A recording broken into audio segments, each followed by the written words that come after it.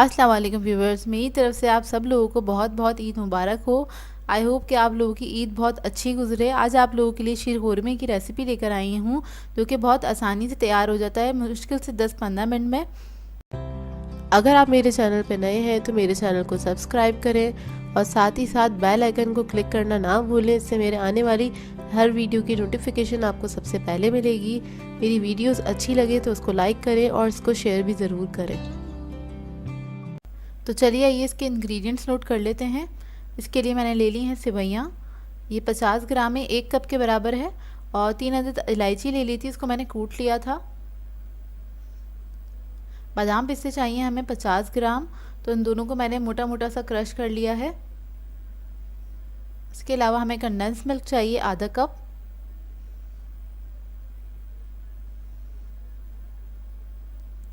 घी चाहिए होगा हमें 2 टेबलस्पून। छुहारे चाहिए हमें 10 से 12 अदद, और इसको मैंने लंबा लंबा इस तरह से कट कर लिया था। दूध चाहिए हमें 1 लीटर। इसके लिए हम एक पैन ले लेंगे और उसके अंदर 1 टेबलस्पून घी जो है वो ऐड कर देंगे। और इस घी के अंदर मैं छुहारे और बादाम पिस्ते जो हैं उनको फ्राई करूँगी तकरीबन 1 से 1.5 मिनट तक। बहुत जल्दी फ्राई हो जाते हैं ये, और आप लोग चाहें तो फ्राई करने के बाद भी इसको कट कर सकते हैं, मतलब कूट सकते हैं मोटा मोटा। शीर खुरमा बहुत जल्दी बन जाता है, 10 से 12 मिनट में। इसमें काफ़ी मतलब ज़्यादा टाइम नहीं लगता, बहुत जल्दी बनने वाली रेसिपी है। और ईद में तो सभी के घर में तैयार होता है, सब अलग अलग तरीके से बनाते हैं। इस बार मेरे तरीके से ट्राई कीजिएगा, बहुत ही मज़ेदार बनता है ये। तो ये देखिए नट्स हमारे फ्राई हो गए हैं, और बस इसको मैं निकालूंगी एक दूसरे बर्तन में। उसके बाद उसी पैन के अंदर में जो घी था 1 टेबलस्पून वो ले लूँगी, और इसके अंदर हम सेवइयों को फ्राई करेंगे। इलायची और सेवइयाँ एक साथ मैंने ऐड कर दी है, और बस इसको भून लेंगे थोड़ा सा कलर चेंज होने तक। ये भी 1 मिनट के अंदर मतलब फ्राई हो जाती है। तो बस ये देखिए सेवइयों का कलर चेंज हो गया है, और इसकी मैं फ्लेम ऑफ़ कर दूँगी। फ्लेम ऑफ़ करने के बाद इसके चंद सेकंड के बाद हम इसके अंदर दूध शामिल करेंगे। तो जब फ्लेम ऑन होती है, हम जब दूध शामिल करते हैं, अक्सर ऐसा होता है कि दूध फट जाता है, तो इस बात का ख्याल रखिएगा। जब सेवइयाँ भून लें आप तो फ्लेम ऑफ़ कर दें, और कुछ सेकंड के बाद मतलब थोड़ी सी हीट निकल जाए उसकी, उसके बाद आप दूध शामिल करें। जब दूध शामिल कर दें तब आपने इसके मतलब फ्लेम ऑन कर देनी है।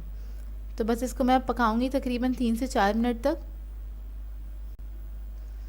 3-4 मिनट हो चुके हैं, और ये काफ़ी हद तक मतलब वो सेवइयाँ हमारी गल गई हैं, बिल्कुल अच्छे से रेडी है। तो अब इसके अंदर हम कंडेंस मिल्क ऐड करेंगे। कंडेंस मिल्क ऐड करने से ये बहुत थिक बनता है, और इसको आपको बहुत ज़्यादा पकाना नहीं पड़ता, क्योंकि अगर आप बहुत ज़्यादा पकाते हैं शीर को थिक करने के लिए तो क्या कहते हैं सेवइयाँ जो होती हैं ना वो बहुत ज़्यादा मेल्ट सी हो जाती हैं, तो वो अच्छी नहीं लगती खाने में। कंडेंस मिल्क के साथ ही मैंने इसमें नट्स भी ऐड कर दिए हैं। कंडेंस मिल्क और नट्स ऐड करने के बाद हम इसको तकरीबन 5 मिनट तक और मज़ीद पकाएंगे।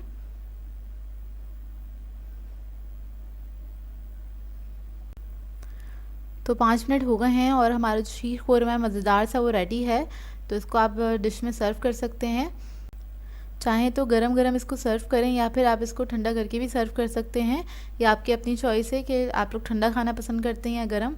तो मुझे तो ठंडा पसंद है, मैं इसको फ्रिज में रखने के बाद फिर इंजॉय करती हूँ। सो व्यूअर्स, अगर आप लोगों को मेरी रेसिपीज़ अच्छी लगती हैं तो मेरे चैनल को सब्सक्राइब करें, लाइक करें, कमेंट ज़रूर किया करें, शेयर भी ज़रूर किया करें अपने फ्रेंड्स के साथ, फैमिली के साथ। तो मुझे अपनी दुआ में याद रखिएगा। अल्लाह हाफ़िज़।